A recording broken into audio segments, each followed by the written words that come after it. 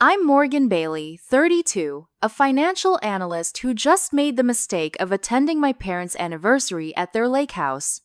Yesterday, I checked my accounts and found all $387,000 of my savings gone.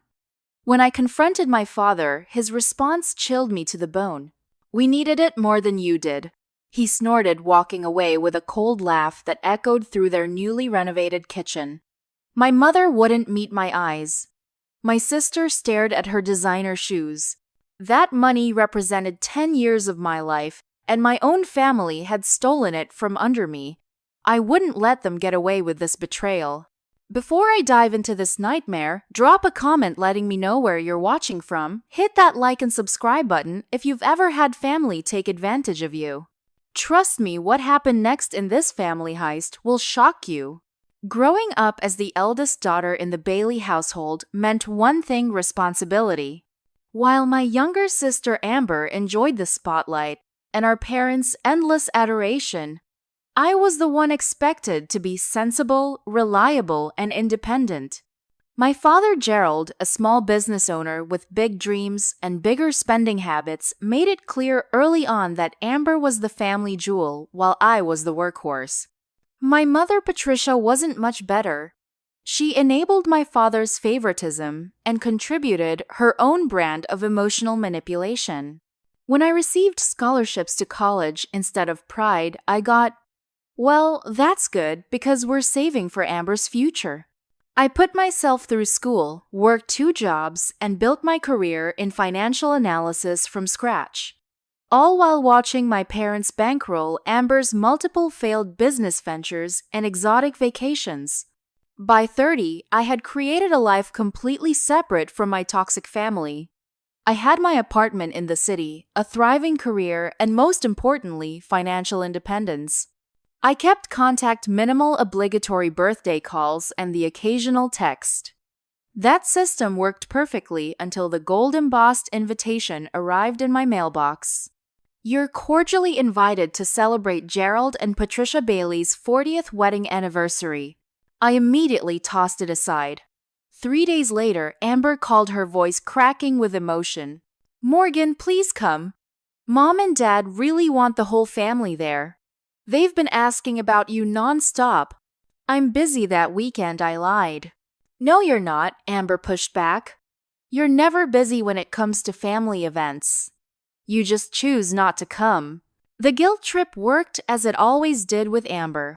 Against my better judgment, I agreed to attend the 3-day celebration at our parents' lake house, a property they'd purchased when I was in college, but that I'd rarely visited. When I arrived, I was struck by how much the modest lake house had transformed. New furniture, renovated kitchen, expanded deck, the place looked like something from a luxury real estate listing. My father's business selling industrial equipment had always been stable but never extravagant. These upgrades must have cost a fortune. The extended family was already there. Cousin Ryan, who followed my father around like an eager puppy, greeted me with a hug that felt rehearsed. Aunt Heather, my mother's sister, observed everyone from the corner with calculating eyes. Uncle Douglas, my father's brother and business partner, boomed across the room about some investment opportunity. And then there was Thomas, my parents' longtime family friend whose actual connection to us had always seemed vague. "Morgan." "The prodigal daughter returns," Thomas said, embracing me with artificial warmth.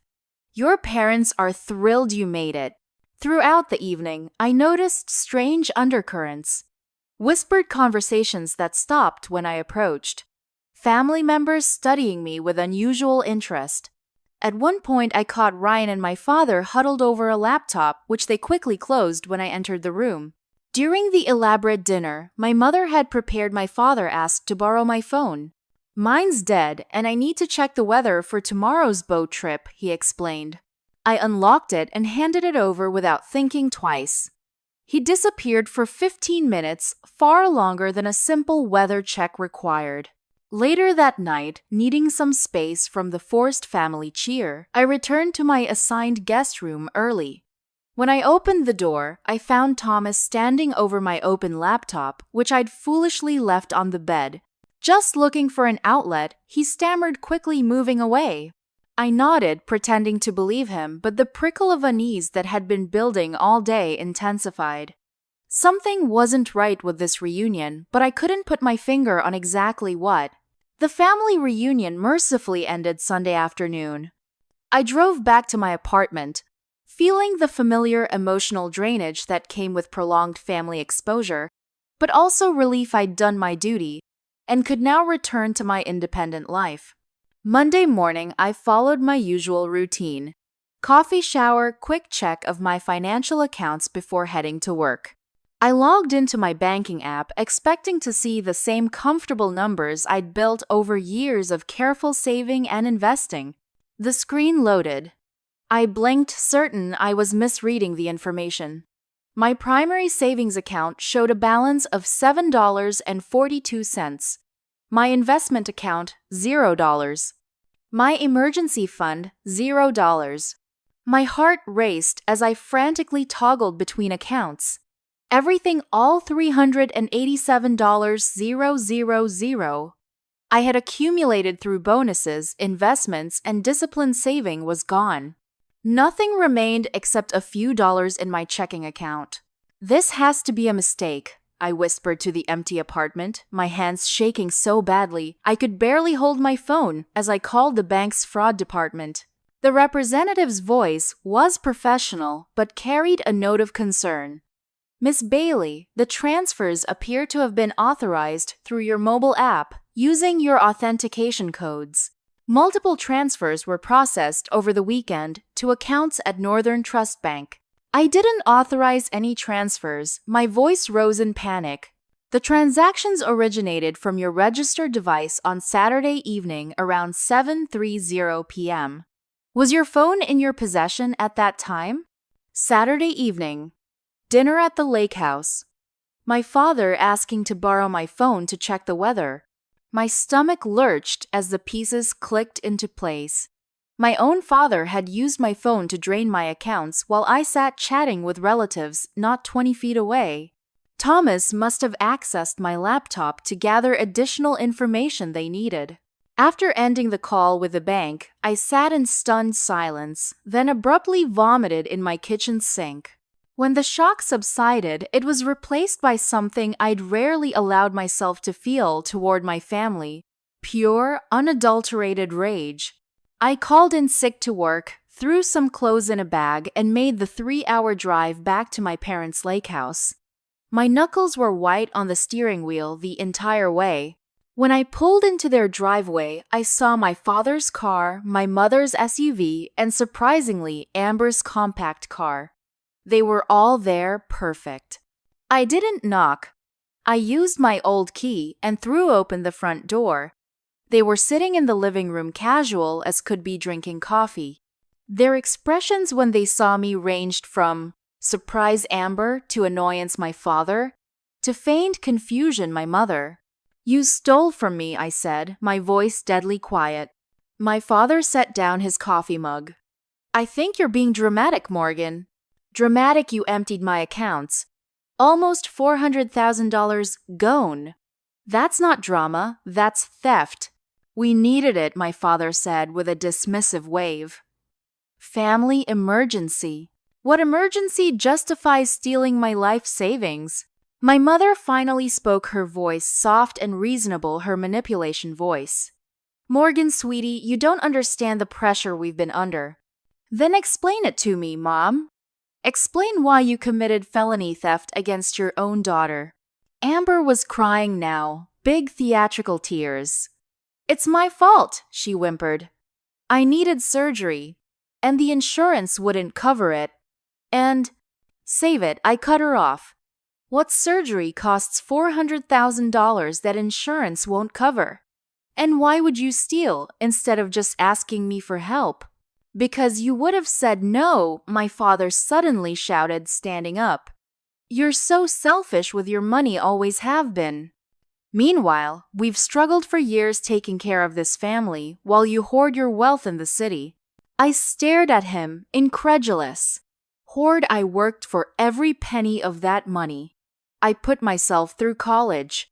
I built my career without a cent of help from you. That money represents years of my life. And what were you going to do with it? Waste it all on yourself, he sneered. We're your family. What's yours is ours.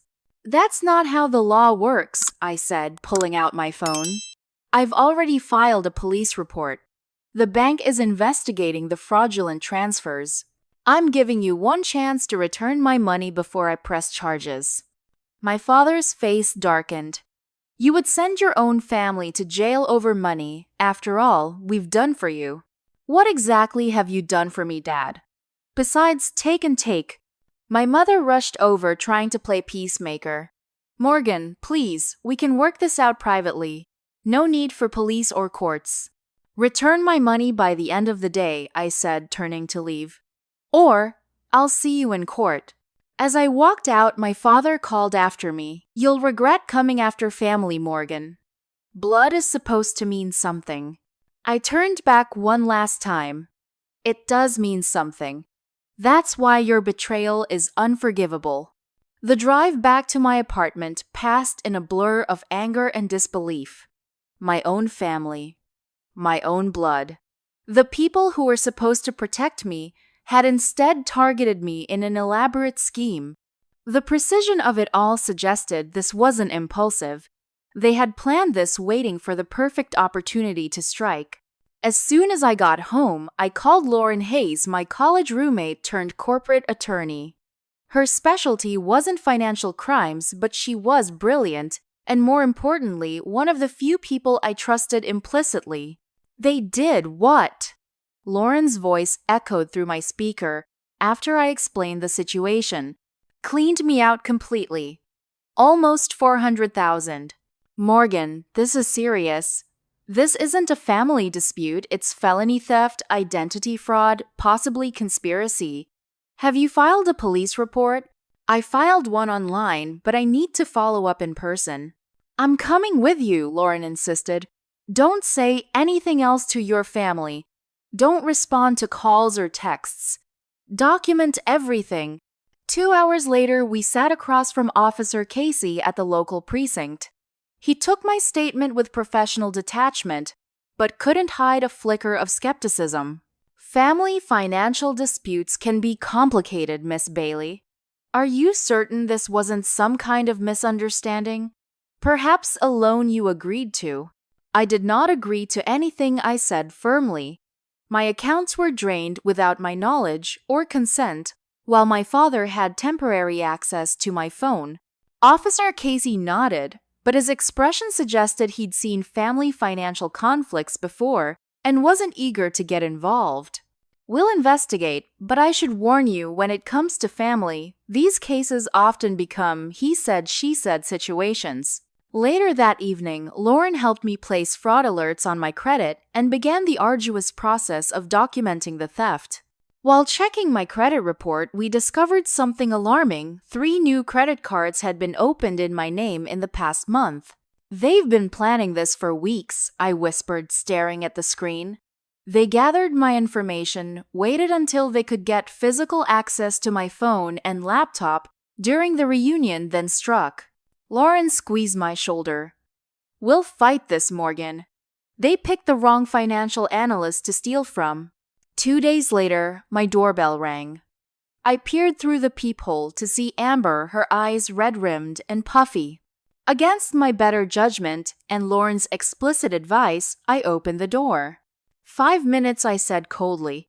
Amber stumbled inside, looking genuinely distraught. Morgan, I'm so sorry.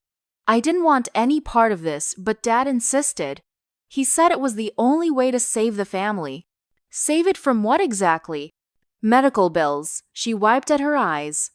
I was diagnosed with a rare condition last year. The treatments are experimental, not covered by insurance. Dad and Mom have been drowning in debt trying to help me. My resolve wavered slightly. Why didn't you just ask me for help? Dad said you wouldn't care that you'd abandoned the family years ago. She looked up with pleading eyes. I know it was wrong, but I was desperate. The next round of treatment starts next month, and it costs— How much? I interrupted. 200,000, she whispered. Something felt off. I'd worked in healthcare finance early in my career. Even experimental treatments rarely cost that much out of pocket. What's the name of your doctor? The treatment facility. Amber hesitated.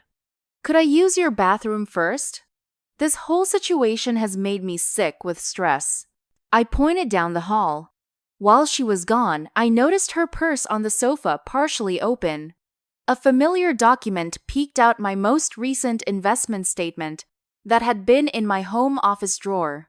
Silently, I slipped into the kitchen and watched through the reflection in the microwave as Amber emerged from the hallway, detoured into my office, and began photographing documents on my desk. My second family betrayal confirmed. I stepped into view. Find what you're looking for. Amber froze, her phone still poised over my financial paperwork. This isn't what it looks like. Really? Because it looks like you're gathering financial information to steal even more from me. There is no medical condition, is there? Her face transformed, the vulnerable sister act vanishing. You always thought you were so much better than us. Dad was right about you, selfish to the core. Get out before I call the police. We're family, Morgan. You don't turn on family. You already turned on me, I said, opening the front door. Now get out. As Amber stormed past, she dropped her phone. I swiftly picked it up before she could retrieve it. Give that back, she demanded. Consider it a small down payment on what you owe me. After she left, I examined her phone. It wasn't password protected, typical Amber carelessness. What I found confirmed my worst suspicions. Text messages between my father, mother, Amber, Uncle Douglas, and Thomas detailed their months-long plan to drain my accounts. Morgan never shares, my father had written. Time to take what the family deserves before she wastes it all on herself. Another message revealed they'd used my money to purchase a vacation property in Florida. My life savings spent on a beach house I would never see. I forwarded all the evidence to my email. Then called Lauren. I've got proof. They've been planning this for months. With Amber's phone providing a treasure trove of evidence, I channeled my professional skills as a financial analyst into investigating just how deep this betrayal went.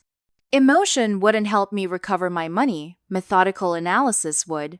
Using the clues from the text messages, I began tracing the financial web my family had spun. My father's company, Bailey Industrial Equipment, served as the center of their operation. A company I'd never been invited to join despite my financial expertise. After 2 days of digging through public records, business filings, and property transfers, a disturbing pattern emerged.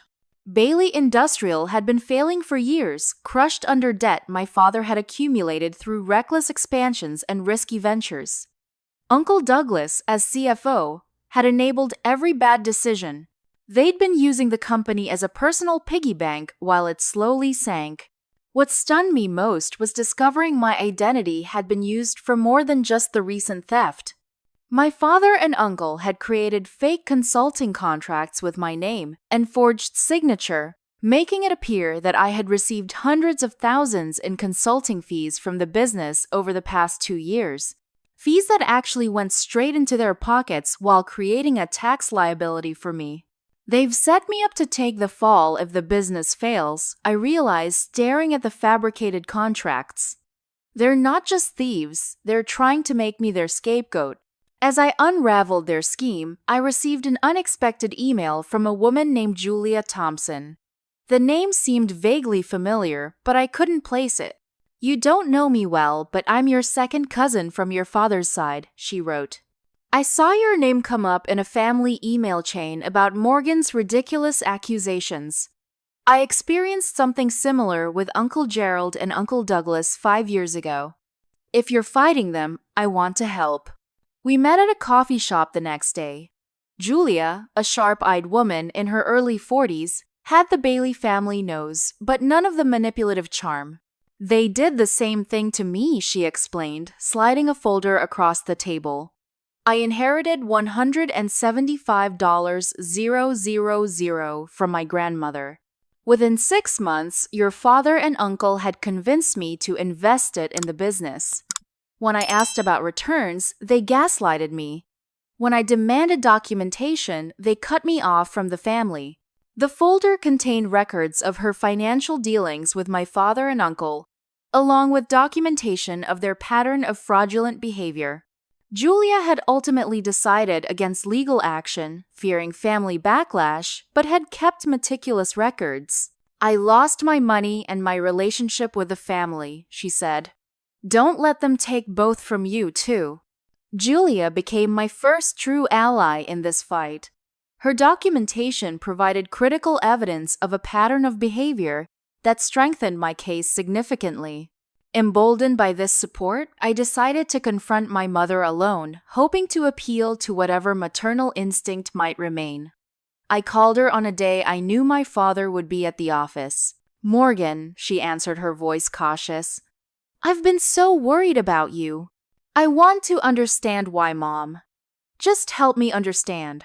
She invited me over, her voice softening with what sounded like genuine remorse. When I arrived, she embraced me with tears in her eyes. "Your father made all the financial decisions," she claimed, dabbing at her eyes. I had no idea how far things had gone until it was too late. For a moment, I almost believed her. Almost. "Would you be willing to make a statement to that effect, to help me get my money back?" Her eyes darted nervously. "I'm not sure I could do that to your father. But maybe we could find another solution, just between us women." As we talked, I noticed her repeatedly touching her cardigan pocket. When she went to the kitchen for tea, I glimpsed the edge of her phone peeking out, its voice recorder app running. My third betrayal confirmed. My own mother was recording our conversation, likely hoping I would say something incriminating they could use against me. I excused myself to use the restroom, then loudly stated near her abandoned phone, "Just to be clear, Mom, I'm here to discuss how you and Dad fraudulently stole nearly $400,000 from my accounts using identity theft and computer fraud, both federal crimes." When I returned, the color had drained from her face. She knew I had discovered her recording attempt. "Morgan, save it," I cut her off. "You're as guilty as he is." I'd hoped to find one parent who still had a conscience, but clearly I was mistaken. As I drove away, my phone rang with an unfamiliar number. It was Thomas, my parents' family friend, whose role I now understood was more akin to an accomplice. "Morgan, this has all gone too far," he said, his voice conciliatory. "I want to help make things right." Against my better judgment, I agreed to meet him at a restaurant the following day, choosing a public location with plenty of witnesses. Thomas arrived looking appropriately contrite. "Your father went too far this time," he began. "I never thought he'd target his own daughter." "But you helped him," I replied coolly. "I was in a difficult position. Your father has helped me out of some tight spots over the years. I felt I owed him." "So you helped him steal my life savings?" Thomas leaned forward. "I can help you get some of it back. Not all, they've already spent a good chunk, but maybe half. In exchange, you drop this whole legal business. No police, no lawsuits." My fourth betrayal unfolded exactly as I had anticipated. Thomas wasn't there to help. He was there to negotiate on my family's behalf to contain the damage. Before I consider any offer, I said carefully, I need to know exactly where my money went and how much is left. As Thomas detailed the transactions, I nodded attentively occasionally, asking questions that prompted him to reveal more than he intended, all while my phone concealed in my purse recorded every word. So to summarize, I said, "Finally, you knowingly assisted my father in committing identity theft and fraud. You personally accessed my computer without authorization, a federal crime, and now you're offering to return half of what was stolen if I agree not to pursue criminal charges." Thomas paled, suddenly realizing how much he had admitted. "That's not exactly..." That's exactly what you said. I pulled out my phone, stopped the recording, and set it on the table. I wonder how the FBI would interpret this conversation. His composure crumbled. Morgan, please. I have a family. So did I replied. Now I have evidence. The question is, what are you going to do with it? Continue protecting my father, or save yourself. Thomas broke. He agreed to provide a written statement detailing his involvement and testify if necessary in exchange for my recommendation of leniency in his case. As I left the restaurant with Thomas's signed statement, the enormity of my situation crashed over me.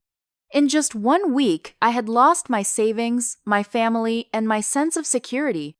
I called Lauren from my car, barely able to speak through sudden racking sobs. I can't do this anymore, I choked out. It's too much. Come to my place right now, Lauren said firmly. You're not doing this alone, Morgan. Not anymore. Lauren's apartment became my war room. With Julia's documentation, Amber's text messages, and Thomas's recorded confession, we had assembled compelling evidence of my family's crimes. Lauren had brought in her colleague, Brandon Walsh, a former financial crimes prosecutor who now specialized in civil recovery. You have a strong case, Brandon confirmed, after reviewing our materials. Identity theft, wire, fraud, conspiracy, these are serious federal crimes. I just want my money back, I said, exhausted by the emotional toll. Recovery is always the goal, Brandon nodded. But you should prepare yourself. Financial criminals rarely keep assets liquid and recoverable. We filed formal complaints with the FBI's Financial Crimes Division and the State Attorney's Office. Detective Sarah Reeves from the Financial Crimes Unit was assigned to my case. Family financial crimes are unfortunately common, she explained during our first meeting. But few victims have gathered as much evidence as you have, Miss Bailey. While the criminal investigation proceeded, we also prepared civil litigation to freeze any remaining assets. The legal machinery was finally in motion, but my family wasn't sitting idle. The first salvo in their counterattack came via extended family. Suddenly, relatives I barely knew were calling or messaging me, concerned about my mental health and vindictive behavior. My grandmother called in tears after my father told her I was having a breakdown and making up horrible accusations. Next came the social media onslaught. Amber posted tearful videos about how family conflicts should stay private and how some people never get over childhood jealousy. Without naming me directly, she painted herself as the victim of a jealous sister's vendetta. Cousin Ryan went further, publicly questioning whether someone who would attack their own parents over money was stable enough to be trusted with clients' finances.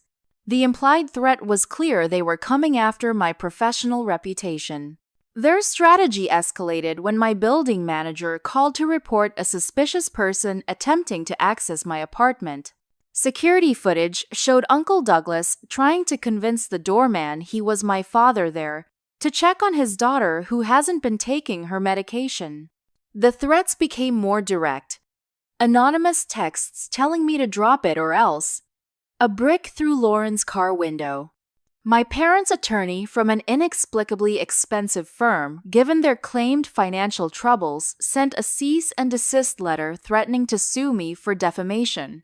The pressure culminated in our first court appearance for the temporary restraining order I'd filed against my immediate family. Walking into the courtroom, I was unprepared for the performance my father had prepared.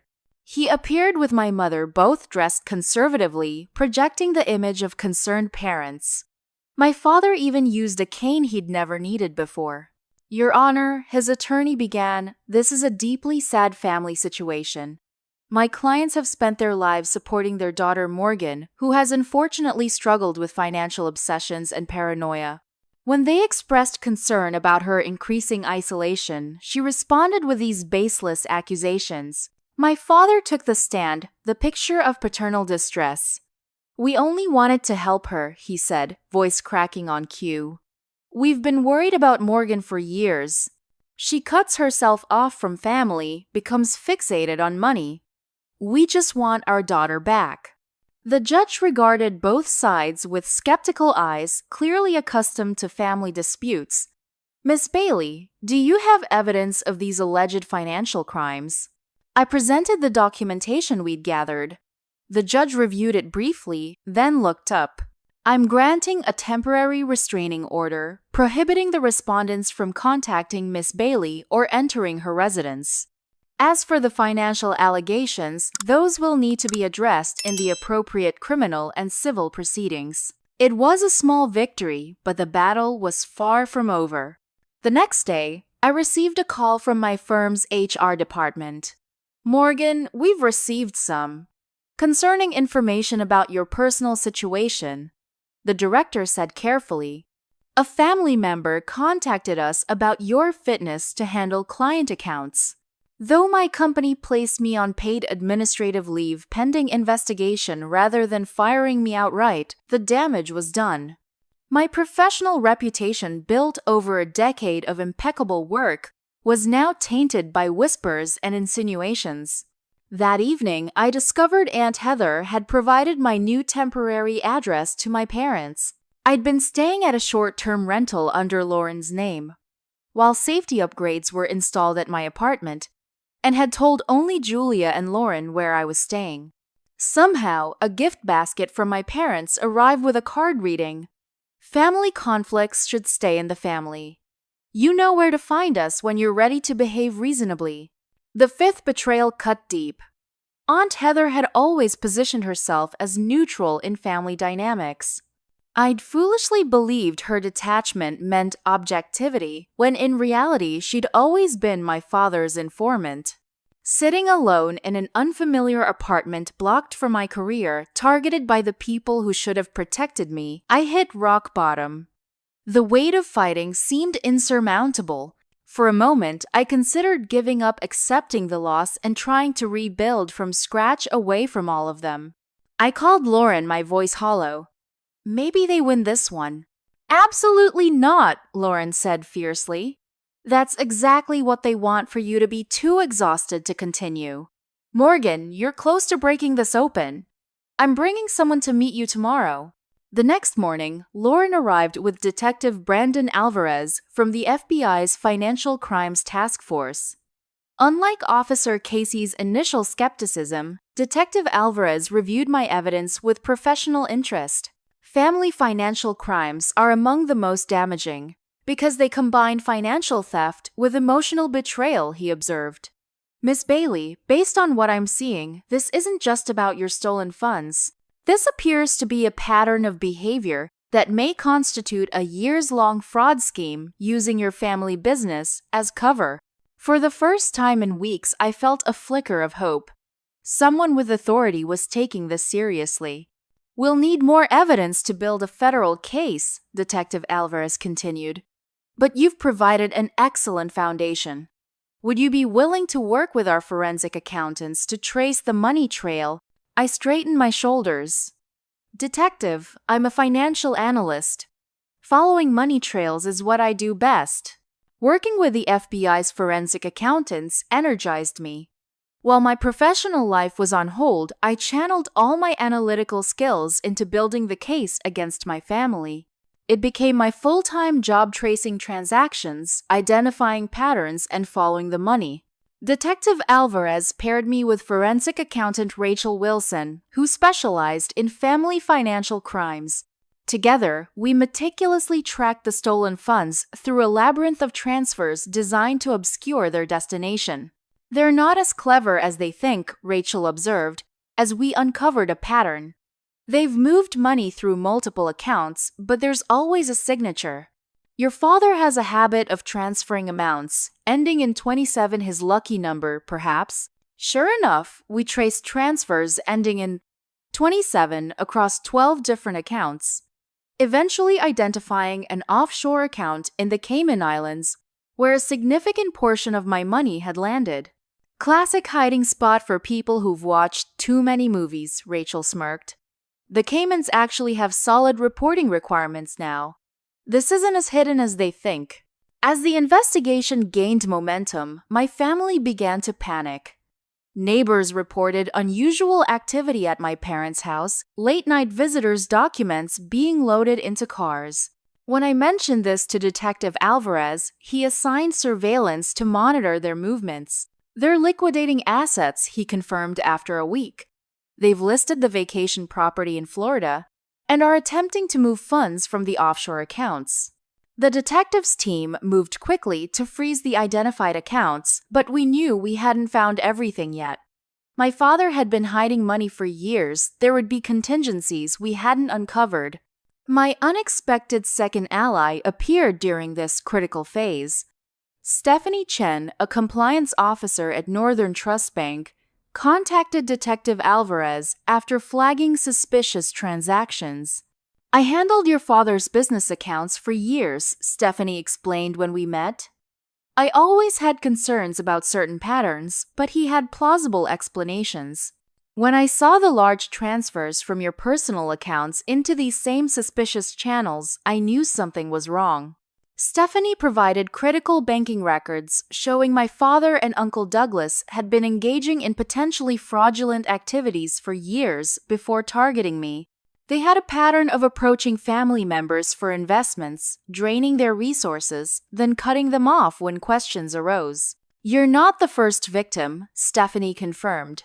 But you might be the first to fight back effectively. Armed with this expanding evidence, we secured additional account freezes and court orders. The FBI investigation was now looking beyond my theft into the broader pattern of family fraud. As pressure mounted, my family attempted to make contact through intermediaries. My mother's friend called to say they were willing to return some of the money if I dropped all charges. A distant cousin suggested I was tearing the family apart over a misunderstanding that could be resolved privately. Each approach carried the same message: they were willing to return a fraction of what they'd stolen if I agreed to let them keep the rest and face no consequences.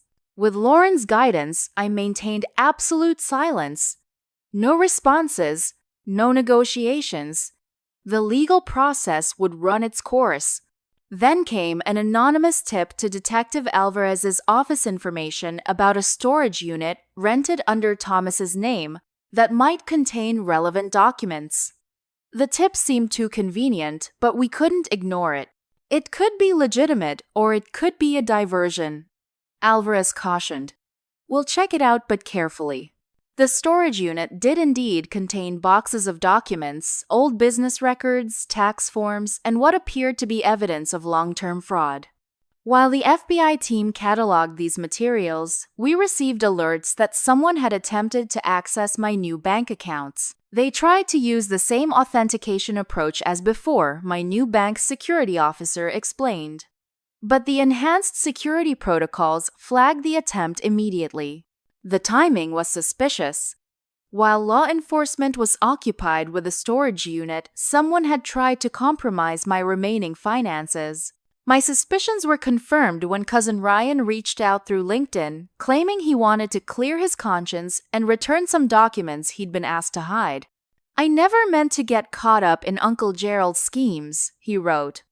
I can meet you tomorrow to hand everything over. Lauren and I recognized the trap immediately. Ryan had no documents to share. His job was to get me alone or distract me while another attempt was made on my assets or evidence. Let's turn this around on them, I suggested to Detective Alvarez. I'll agree to meet Ryan, but on our terms. We arranged a meeting at a coffee shop where FBI agents would be positioned nearby.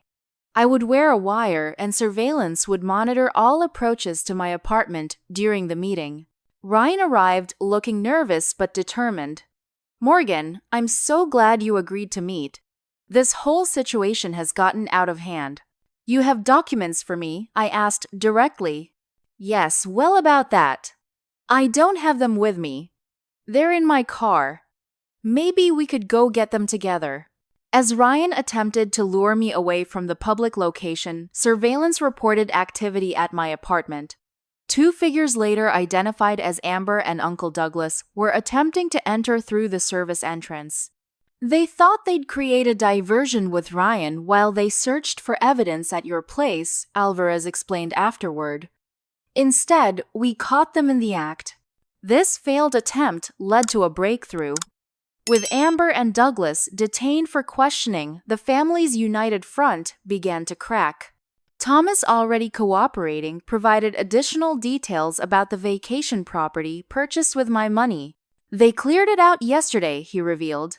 Took everything valuable, preparing to abandon it before it could be seized. The sixth betrayal, Ryan's attempted distraction, had backfired spectacularly, giving us leverage we hadn't anticipated. The coordinated family effort against me was unraveling as self-preservation instincts kicked in. Each member now had to consider whether they would take the fall for my father's schemes. As legal pressure mounted and family members began turning on each other, my father grew increasingly desperate. His carefully constructed facade of respectability was crumbling, revealing the conman beneath. The first significant crack appeared when Uncle Douglas was detained at Miami International Airport, attempting to board a flight to Panama with $50 0 inches undeclared cash. The business trip he'd mentioned to Thomas was actually an escape attempt. Douglas's arrest made local news, which caught the attention of a business reporter who had been investigating failed equipment leasing schemes. The reporter contacted Detective Alvarez, connecting Bailey Industrial Equipment to several fraudulent investment arrangements beyond the family. The Bailey family financial predators became the headline of a feature article detailing the allegations against my father-uncle and their business practices. The story included my theft as the latest example of their predatory behavior, but portrayed me sympathetically as both family member and victim. Public exposure hit my father where it hurt most: his reputation. The carefully cultivated image of successful businessman and family man was replaced by that of a desperate fraudster who would steal from his own daughter. Business associates distanced themselves. Club memberships were quietly revoked. The social standing he'd prioritized above all else evaporated overnight. But while the public exposure helped validate my claims, it also created professional complications for me. Despite being the victim, questions about my financial judgment became whispers in professional circles. How could a financial analyst not notice her own family's scheme until it was too late? My firm's initial administrative leave became indefinite. "We just need to wait until this is fully resolved," my manager explained apologetically. The optics are complicated. Financially and professionally besieged, my father launched a desperate counterattack. If he was going down, he seemed determined to destroy my credibility in the process. I learned from Detective Alvarez that my father had contacted my high school therapist, a counselor I'd seen, briefly during my parents' previous separation, attempting to obtain my private records. "He's trying to build a narrative that you've been mentally unstable for years," Alvarez explained. "Claiming your accusations are part of a pattern of paranoia and family resentment." Lauren immediately filed for an emergency injunction to protect my medical records. "This is a blatant attempt to deflect from his crimes by attacking your credibility," she fumed. Classic Darvo deny attack, reverse victim and offender. The judge granted our injunction, but my father's campaign continued. Former classmates received messages asking for concerning information about my teenage years. Distant relatives were told I had fabricated the theft due to ongoing jealousy of Amber. Then came the most brazen move yet. While staying at Lauren's apartment one night, my own place still didn't feel secure. The security system alerted us to someone attempting to enter using the building's service entrance. Security footage revealed my father attempting to pick the lock. When confronted by building security, he claimed to be checking on my unstable daughter and produced a fake letter from a doctor suggesting I was experiencing paranoid delusions. The security guard, already briefed about the situation, immediately called the police. My father was arrested for attempted breaking and entering. When I arrived at the police station to provide a statement, my father was being processed for release on bail. Our eyes met across the room. Gone was any pretense of paternal concern. His face contorted with naked rage. "You ungrateful bitch!" he snarled loud enough for everyone to hear. "After everything we did for you, you'll regret this for the rest of your life. No one crosses Gerald Bailey." Several officers witnessed this outburst, including one who was recording as part of standard procedure. His mask had finally slipped in public, revealing the true face beneath the concerned father act. That evening, Amber reached out again. Her text sounded genuinely distraught. "Dad's lost it. Mom's terrified. I never wanted it to go this far. Can we please talk just you and me, no tricks this time?" Against Lauren's advice, but with Detective Alvarez's knowledge, I agreed to meet Amber at a restaurant but insisted Lauren accompany me. Amber arrived, looking genuinely disheveled. "Everything's falling apart," she said, eyes darting nervously. "Dad's talking crazy, saying he'd rather burn everything down than let you win." "Why are you here, Amber?" I asked directly. "I want out," she whispered. "I'll tell you everything, where the rest of the money is, how long this has been happening, all of it. I just need protection. Dad will destroy me if he finds out I talked." Lauren regarded her skeptically. "Why should Morgan trust anything you say after multiple betrayals?" "Because I have proof," Amber insisted, pulling out her phone. "I've been recording conversations, saving documents. I was scared, but I knew this might happen eventually." As she spoke, I noticed her repeatedly touching her earring, a nervous tic she'd had since childhood, but there was something different about the gesture. The earring looked bulkier than usual. I leaned close to Lauren and whispered, "She's wearing a wire." Lauren nodded almost imperceptibly, then smoothly changed tactics. "Amber, before Morgan considers any arrangement, we need specifics. What exactly can you tell us about the remaining funds?" For the next 20 minutes, we fed Amber carefully constructed misinformation, false leads, about evidence we'd discovered, incorrect assumptions, about where we thought money was hidden, and fabricated details about our legal strategy. Amber eagerly confirmed our fake theories, clearly attempting to gather intelligence while appearing cooperative. When we parted, Amber hugged me tightly. "Thank you for trusting me, sis. I'll contact you tomorrow with those documents I mentioned." Once she was gone, Lauren and I immediately informed Detective Alvarez about the meeting and the misinformation we'd provided.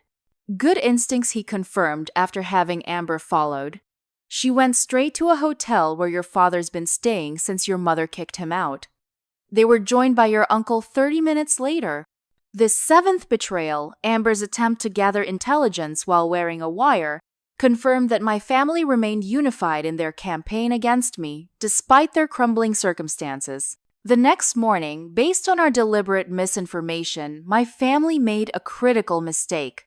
Believing we were focused on accounts in the Cayman Islands, they attempted to access and transfer funds from their actual hiding place, a small bank in North Dakota connected to Uncle Douglas's college roommate. "We've had those accounts flagged for days," Detective Alvarez informed me with satisfaction.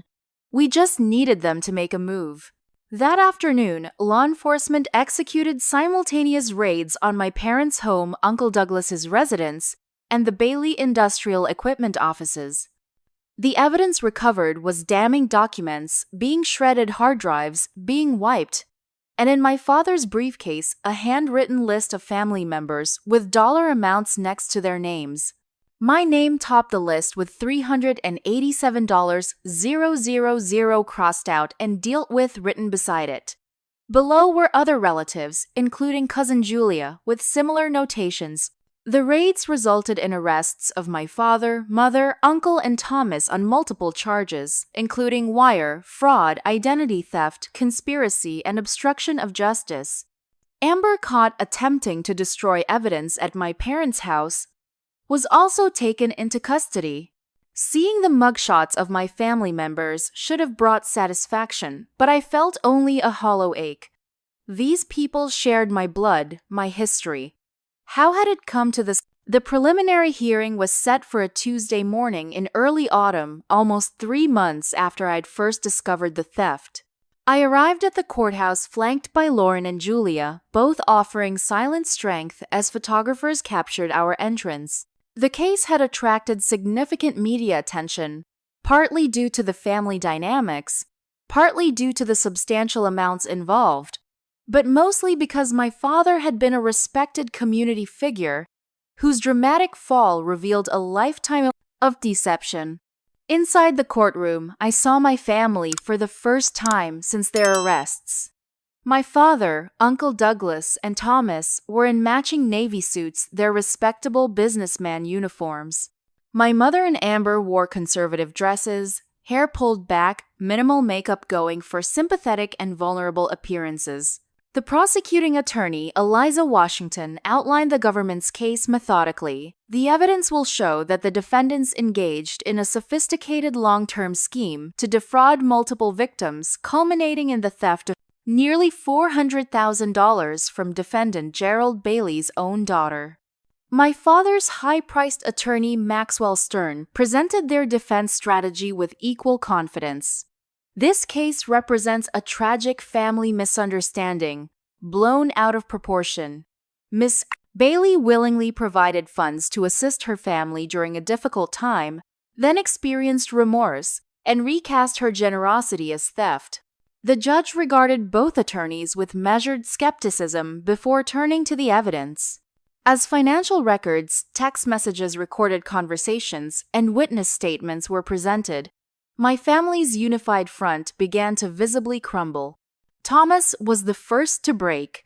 Facing potential federal charges that could result in decades of imprisonment, he accepted a plea deal in exchange for complete testimony. Mr. Bailey approached me 6 months ago, Thomas testified, refusing to meet my father's glare. He said Morgan had always been selfish with her money, and the family needed to take matters into their own hands. I helped him gather account information and access her computer during the reunion. My father's attorney tried to paint Thomas as the mastermind, a financial predator who had manipulated the Bailey family. Thomas responded with damning details that only an insider would know, including conversations where my father had boasted about previous family members he had swindled. As the hearing progressed, other family members began distancing themselves from my father. Uncle Douglas's attorney requested separate trials, arguing that his client had been unduly influenced by his charismatic brother. My mother's attorney suggested she had been a victim of coercive control who had acted under duress. Only Amber maintained unwavering loyalty to our father, glaring at me throughout the proceedings as if I were the traitor. The evidence was overwhelming. Bank records showed systematic theft, not just from me, but from multiple family members over years. Business records revealed fraudulent contracts, falsified invoices, and phantom services. The handwritten list found in my father's briefcase provided a roadmap of family financial predation. After 3 days of testimony, the judge ruled there was more than sufficient evidence to proceed to trial. Bail was denied for my father due to his attempt to flee and witness intimidation. The others were released with electronic monitoring and strict conditions.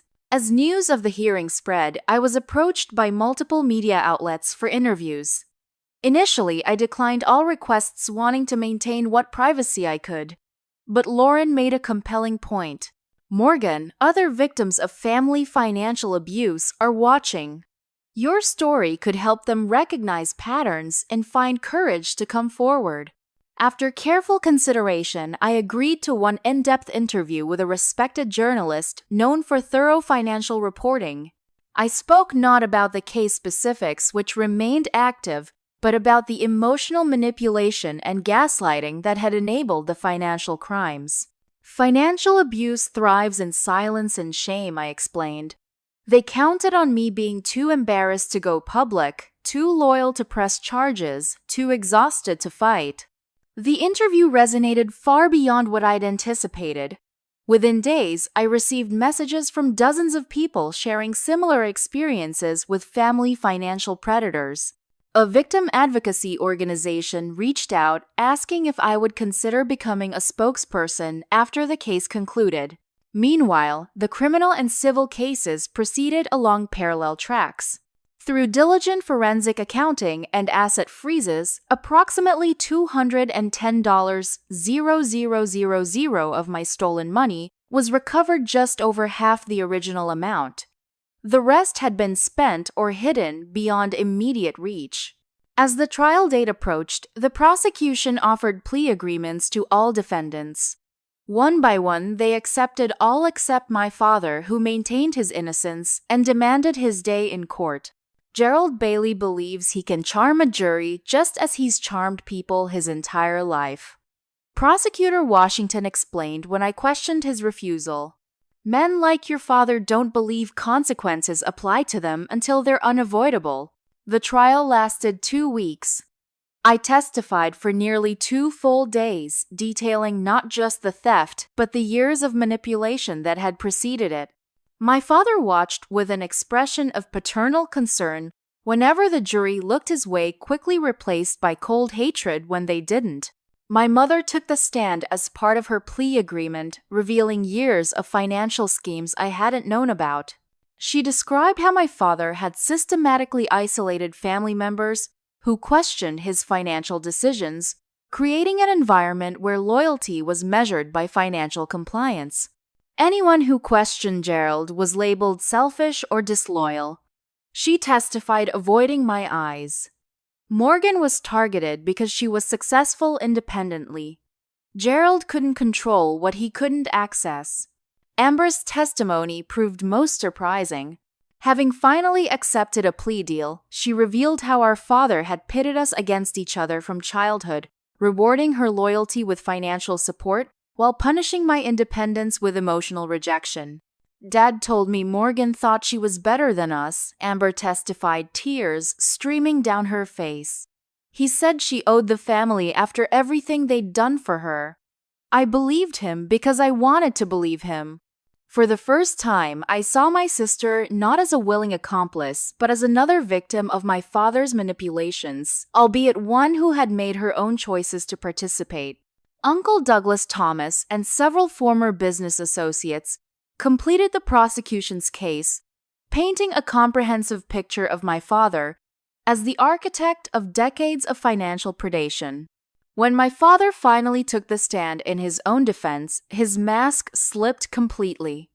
Under the prosecutor's methodical questioning, his carefully constructed persona cracked, revealing the narcissism and entitlement beneath. "Of course I took her money," he finally snapped after hours of questioning.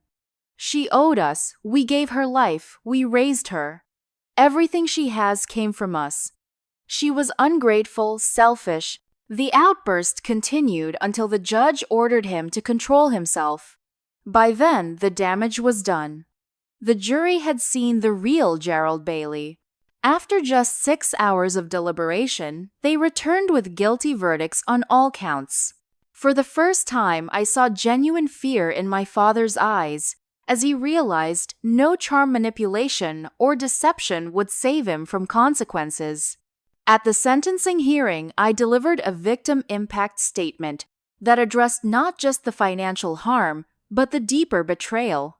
The money can be replaced eventually, I told the court, but the knowledge that my own family viewed me not as a person to love, but as an asset to exploit that wound, may never fully heal. Gerald Bailey didn't just steal my savings. He stole my trust, my security, and my belief in family itself. The judge sentenced my father to 12 years in federal prison. The others received lesser sentences based on their cooperation and roles: 5 years for Uncle Douglas, 3 years for Thomas, 2 years of house arrest for my mother, and probation with community service for Amber. As my father was led away in handcuffs, he looked back at me one last time.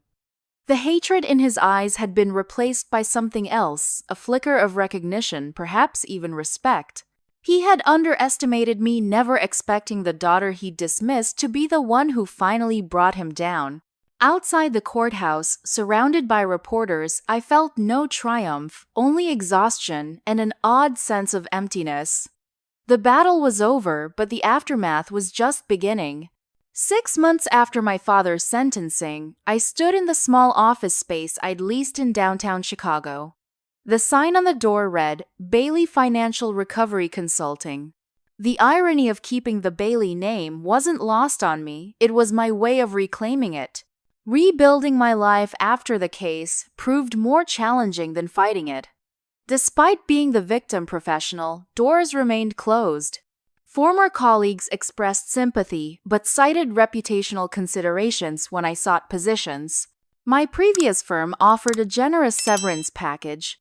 Instead of reinstatement, a polite way of saying my association with financial scandal, however innocent, made me a liability.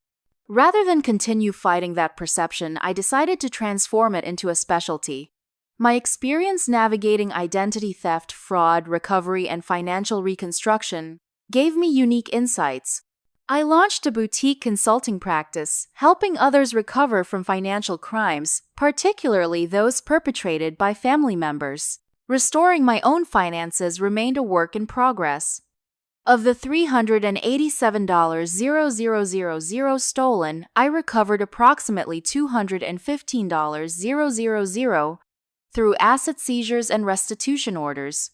The court awarded me additional damages, but collecting from imprisoned family members with hidden assets proved nearly impossible. I adapted to a simpler lifestyle, finding unexpected freedom in having fewer material possessions.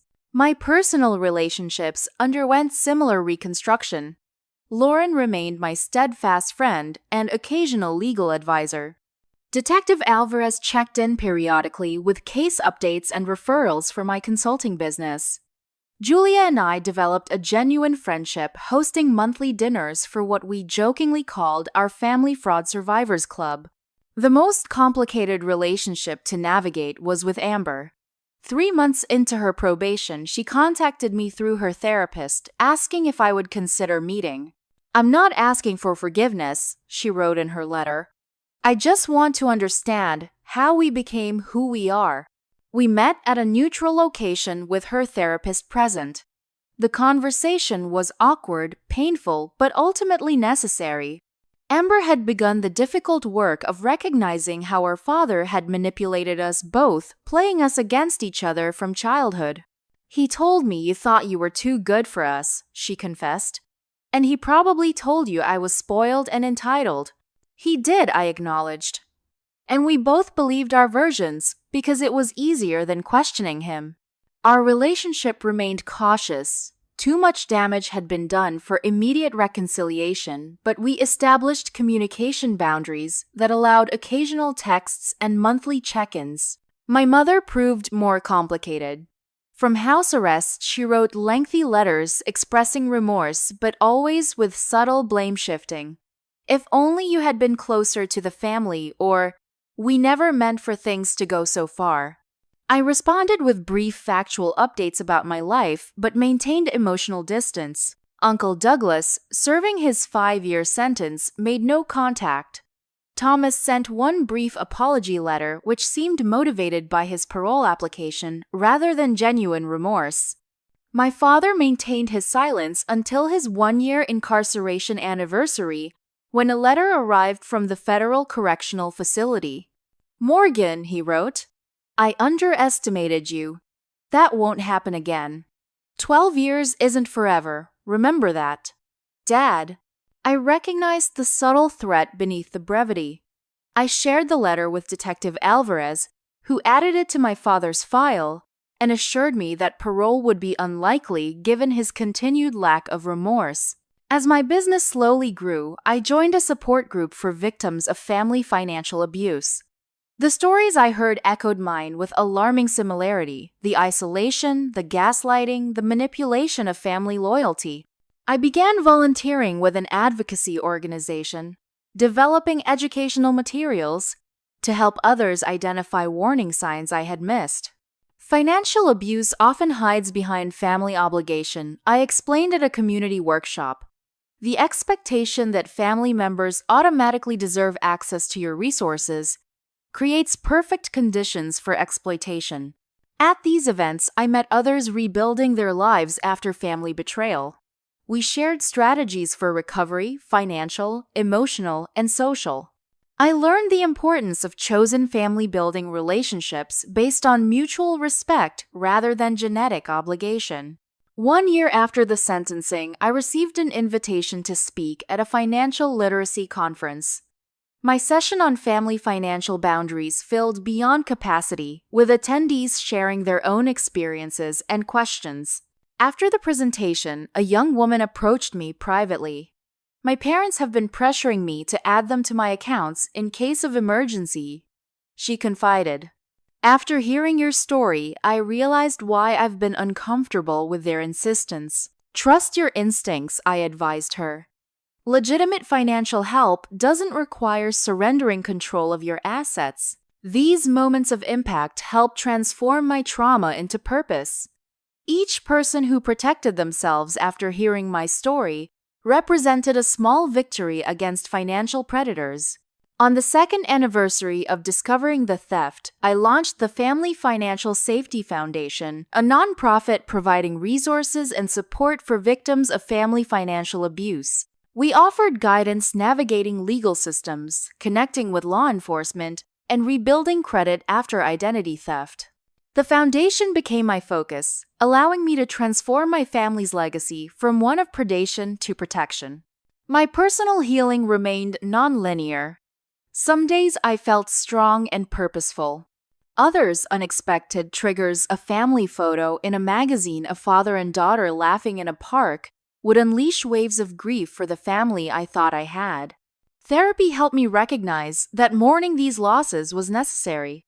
I wasn't grieving just the money or even the relationships as they had been, but the possibility of what those relationships should have been, the support, love, and trust that healthy families provide. You've lost your original family, my therapist observed, but you're building a chosen family that reflects your values. This perspective shift helped me focus on nurturing healthy connections rather than repairing irreparably damaged ones. I developed a network of friends who demonstrated through actions, not just blood ties, that they were trustworthy and supportive.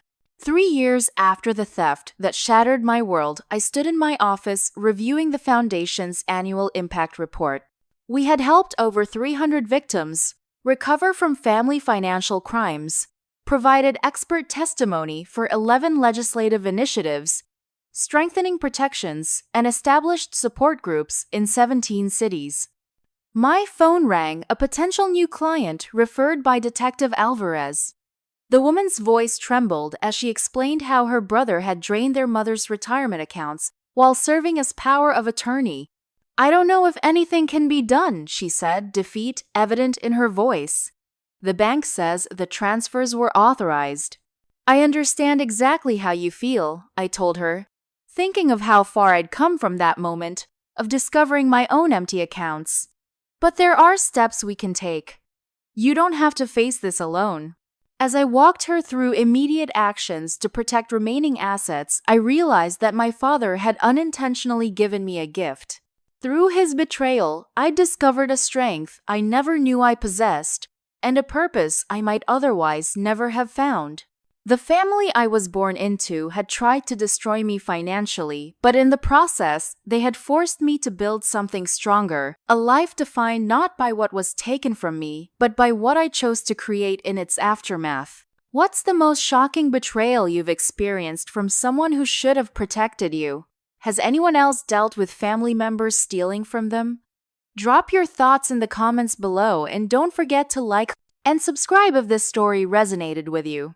Remember, sharing these stories helps others recognize warning signs in their own relationships. Thank you for listening to my journey from victim to advocate. May you never need my services, but know that support exists if you do. Stay strong and protect your boundaries.